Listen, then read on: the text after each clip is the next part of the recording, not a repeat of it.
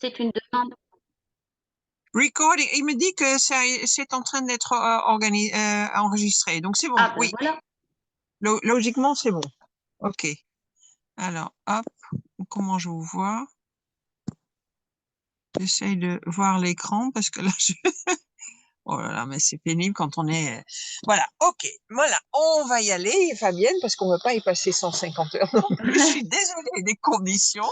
Ah, c'est pour Donc, vous que comme c'est je disais, compliqué. voilà. Voilà, donc je vais faire un petit intro pour l'enregistrement. Donc aujourd'hui, je reçois Fabienne Stark dans notre groupe privé de femmes qui sont en rémission de cancer et qui cherchent une vue équilibrée et avec une joie de vivre après cette période douloureuse. Donc, je m'excuse à l'avance, je suis donc dans ma voiture, comme vous pouvez le voir, parce que justement, je suis dans la zone où il y a eu pas mal de dégâts de la tempête qui viennent de passer et que je n'ai toujours pas d'électricité à ma maison, dans ma maison. Donc, du coup, j'étais dans un espace de coworking qui ferme évidemment à midi pour recharger mon téléphone et mon ordinateur. Et donc, c'est un peu rudimentaire comme condition, mais au moins, voilà, on tient notre rendez-vous. Donc, merci aujourd'hui, Fabienne, d'être avec moi. Alors, donc, le but, c'est de partager avec les autres femmes votre expérience et de tout simplement raconter ce que vous avez vécu et comment vous vous sentez aujourd'hui. Donc, la première question, effectivement, comment ça va aujourd'hui, Fabienne? Je vais bien. Je Vous suis vivez bien? actuellement en rémission de mon cancer. Je suis Oui. suivie pour un Covid long parce que Mhm. cette aventure, elle a démarré. Voilà, je suis soignante.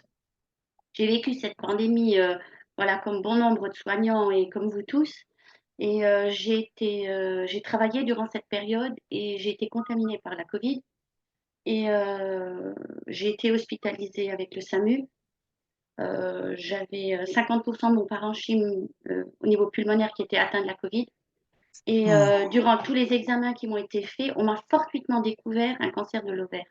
Il y avait une certaine dimension euh, et ce Covid a été un facteur aggravant de mon cancer. J'ai subi 2 interventions, une au niveau des poumons et une au niveau des ovaires. On m'a retiré une tumeur qui avait 30 centimètres et Wow. qui faisait 2 kg, 2,9 kg à peu près, le poids Oh là d'un là. enfant.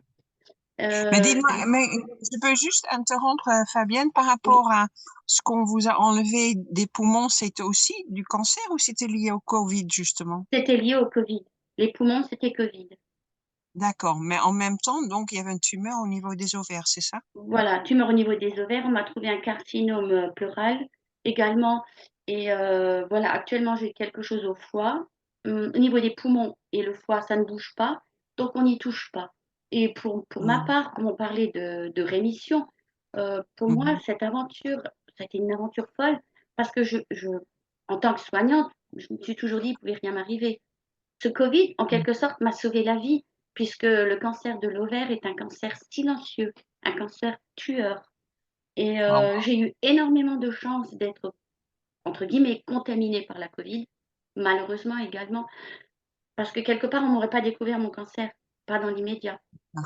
Ah, c'est Après, ça. on arrive à un certain âge où on prend un peu de poids, on aime manger, et voilà, c'était mon cas. Je vais souvent en Mhm. Bretagne, en Normandie, près de chez vous. Et voilà, Mhm. je ne me suis pas posé plus de questions que ça. Je n'étais pas ménopausée. Contrairement, j'avais mes règles encore tous les 3 semaines, comme une jeune fille. Il n'y avait aucun Mhm. signe avant-coureur. J'ai Aujourd'hui, vécu- vous avez quel âge, Fabienne? Vous avez quel j'ai- âge? j'ai 58 ans D'accord. OK. Donc, ça s'est passé en 2020, c'est ça? en 2020, oui. Et donc, quand vous dites vous êtes en Covid long, c'est le Covid de 2020 qu'on peut Oui, considérer le Covid oui, long? Donc, oui. ça, il n'y a jamais eu d'arrêt de Covid, en fait, Non, en plus. non. En fait, D'accord. dans un premier temps, ils se sont occupés, voilà, de moi. J'étais hospitalisée en tout et pour tout avec la rééducation 4 mois et demi. Et Bon. ensuite, j'ai rencontré l'oncologue.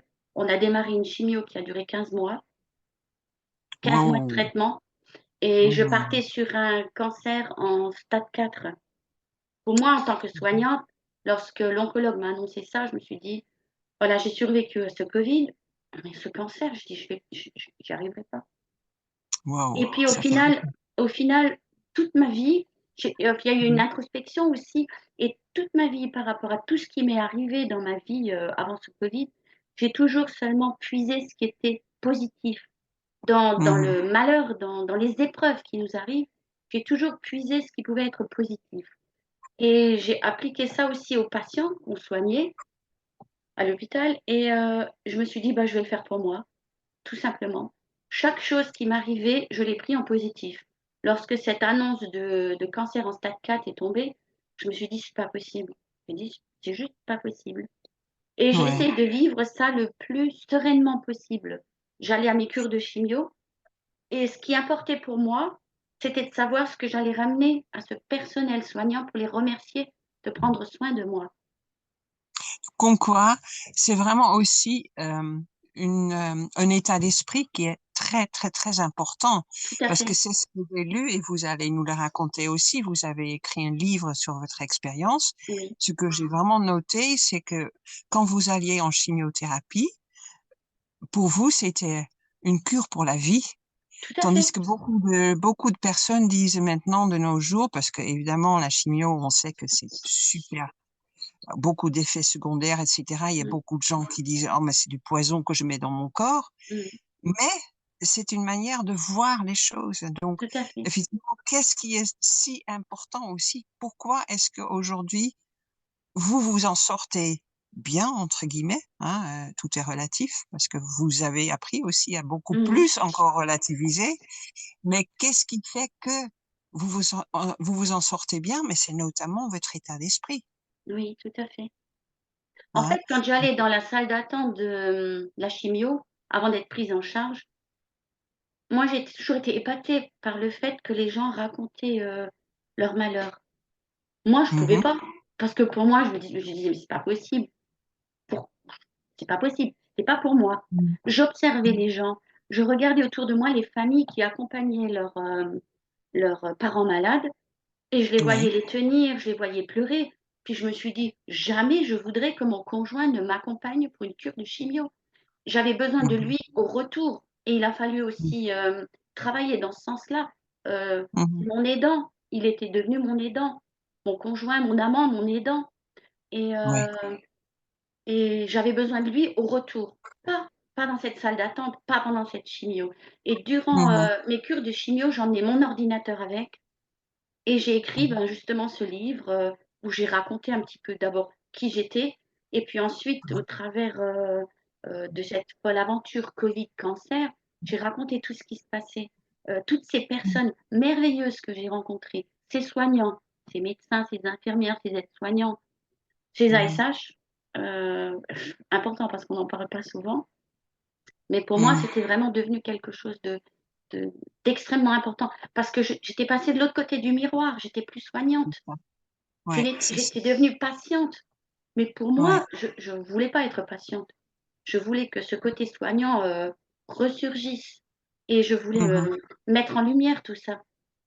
Oui, mais ça se voit clairement dans votre livre. Effectivement, moi, les messages aussi que je retiens, c'est oui, comme vous dites, la gratitude Tout à vis-à-vis fait, de toutes ces personnes qui vous ont soutenu et en même temps, quelque part, aussi la gratitude de la vie, tout à d'être en fait. vie Mmh, et malgré toutes ces épreuves, quoi. Donc, comme quoi, on peut aussi, à travers toutes ces épreuves, on est forgé et c'est des tempêtes, des tsunamis, comme on tout dit à fait. ça, Mmh, et on les vit plus ou moins bien. Et c'est pas du tout dans l'optique, effectivement, pour des personnes qui peuvent nous écouter, de dire voilà, si je suis une petite chose et je pleure dans mon coin, je suis pas bien et je suis pas apte à survivre. mmh, Non, évidemment que non. Chacun le vit à sa manière.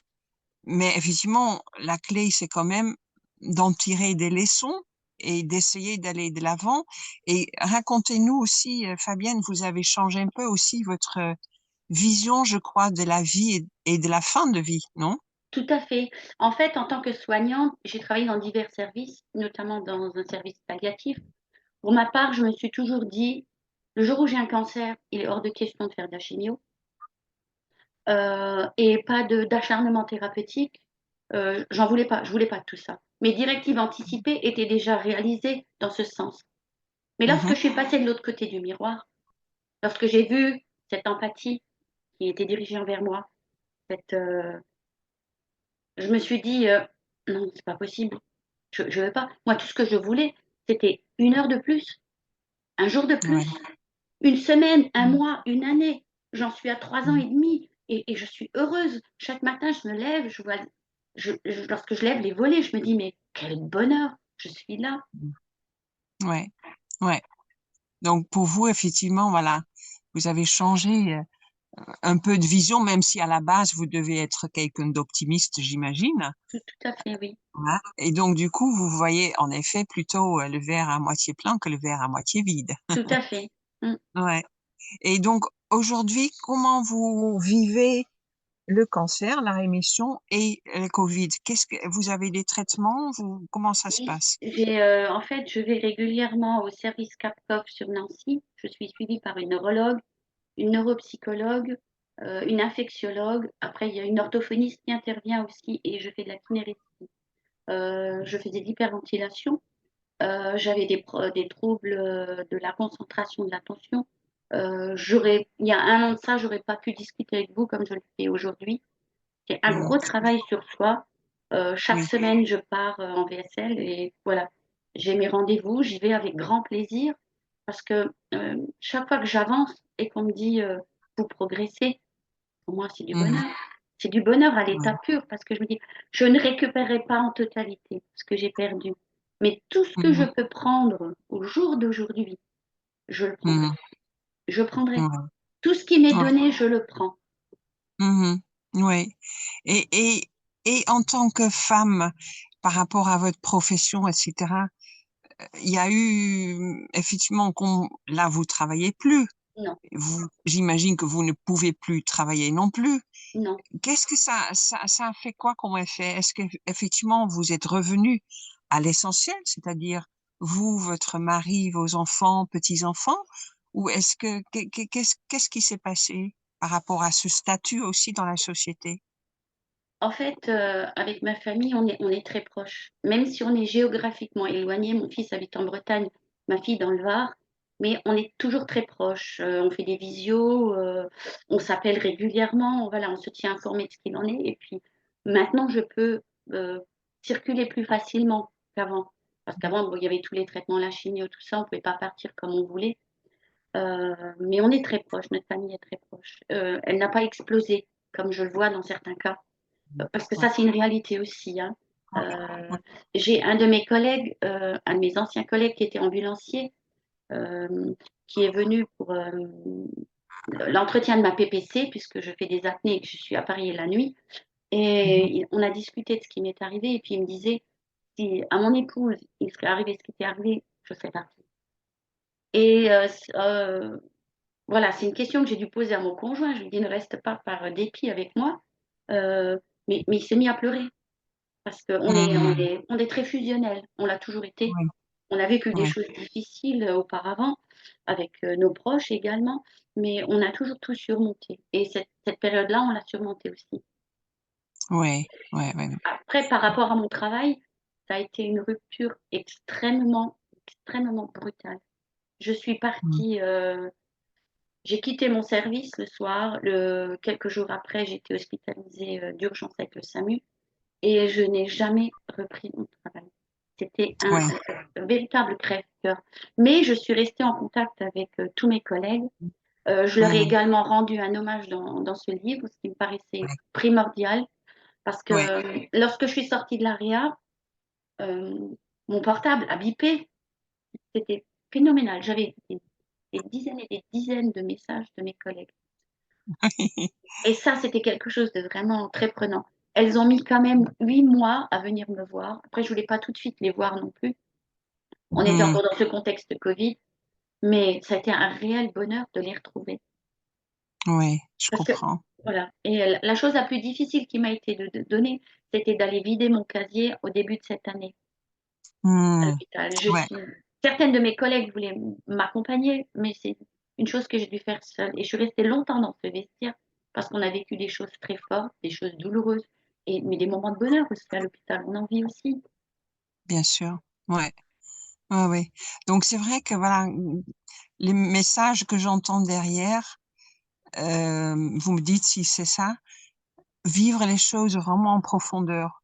Tout à fait. Quand il y a des émotions, les accueillir, et en quelque sorte, oui, les intérioriser, les digérer, en Les fait, hein. vivre aussi. Les Les vivre, c'est les vivre, vivre. voilà.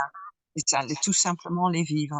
Après, il y Parce a que des c'est émotions, il y a des émotions aussi qui nous submergent et il faut en faire le deuil. Il faut faire le ouais, deuil de certaines émotions. Mais ça, c'est une ouais. chose qui se fait pas du jour au lendemain. Il faut du temps pour tout Mmh. ça. Après, ce qui m'apporte énormément de bonheur, c'est je vais régulièrement voir ce médecin de l'unité Covid Oui. qui avait quand même annoncé à mon conjoint qu'il fallait prévenir les enfants que la situation s'était aggravée et qu'on arrivait à une situation critique. Mmh. Et, et j'ai énormément de bonheur d'aller la rencontrer, de lui montrer que Mmh. son travail a porté et Ouais, voilà, et que je suis là, et que je suis vivante. Et ouais, ouais, ouais. Non, oui, oui, j'ai bien vu dans le livre tous les remerciements que vous mettez aussi. Et donc, en effet, voilà, vous allez nous dire, et je mettrai un post là-dessus aussi sur votre livre, évidemment. Vous pouvez nous le dire, effectivement, comment il s'appelle et quelle est votre démarche par rapport à ce livre? le livre s'appelle La notion d'émotion, ma vie face à la Covid et au cancer. Je raconte un petit peu ce qui s'est passé, cette aventure. J'ai aussi fait un remerciement à tous mes collègues, à tous mes soignants, ceux de l'unité Covid, ceux du service d'HDJ d'Onco, les Mmh. chirurgiens qui m'ont opéré. Et Mmh. ce livre, pour moi, c'était juste de laisser une trace. J'ai commencé à l'écrire lorsque j'étais hospitalisée. J'avais plus de papier. Ensuite, j'ai pris mon portable, j'ai commencé à enregistrer tout ce que je disais. Et lorsque je suis rentrée chez moi, euh, on est submergé par cette aventure. Covid, Mmh. cancer, pour moi, ça me paraissait tout à fait irréel. Et j'ai commencé à mettre tout ça sur papier. Et, Mmh. et j'ai commencé à l'écrire sur mon ordinateur. Je me suis fait aider par une biographe parce que écrire, je sais, construire un livre, je ne sais pas. C'est un métier. Mmh. Bien sûr. Et donc, voilà, ce livre Et est paru et ouais. les bénéfices sont totalement reversés à la Ligue contre le cancer. J'ai essayé de le mettre en librairie via Mmh. Amazon, mais chacun voulait ponctionner un maximum d'argent dessus, ce qui n'était pas mon objectif. Je n'ai pas fait un livre pour enrichir les autres. J'ai fait un livre pour que les bénéfices partent à la recherche pour la Ligue contre le cancer et qu'on puisse aider les autres patients. Je, Ouais. voilà. Ce livre, c'était un témoignage, c'était juste laisser une trace. Et s'il peut permettre de faire avancer la recherche, pour moi, Mmh. c'est tout ce que je fais. Ouais, et donc on peut le dire à toutes celles qui vont écouter et regarder, cette vidéo. Donc si on veut commander votre livre, ils vont faire comme moi, vous contacter en Oui, message privé, oui, hein, et puis, voilà, et puis vous communiquez l'adresse et cetera, le oui, prix. oui, Mais je me souviens plus, c'était 22 € plus les frais postaux, c'est ça? oui, c'est ça. Voilà, et donc on envoie un chèque à Fabienne et puis, une fois qu'elle a reçu le chèque, elle vous renvoie le livre. Donc, voilà comment il faut faire. Hein, c'est bien ça? Oui, c'est ça. En Mmh. fait, Mmh. cette année, on arrive à, moi, je pensais vendre une centaine de livres. J'arrive à 400 livres. Sur Waouh! 3 ans maintenant, on a reversé 4 000 euros. Cette année, on va reverser, je vous enverrai les photos, c'est déjà organisé avec le président de la Ligue contre le cancer de ma région. Ouais. Et ma banque, mon banquier qui me soutient dans ces démarches parce que côté financier, voilà, je voulais pas y toucher. Et on Mmh. reverse cette année 1 400 € de nouveau. Super, bravo. Ouais, c'est Merci. une belle leçon de vie. Ouais. Bon, et aujourd'hui donc, Fabienne, ça va faire, à peu près, 1 mois et demi, je crois que j'ai lancé le groupe,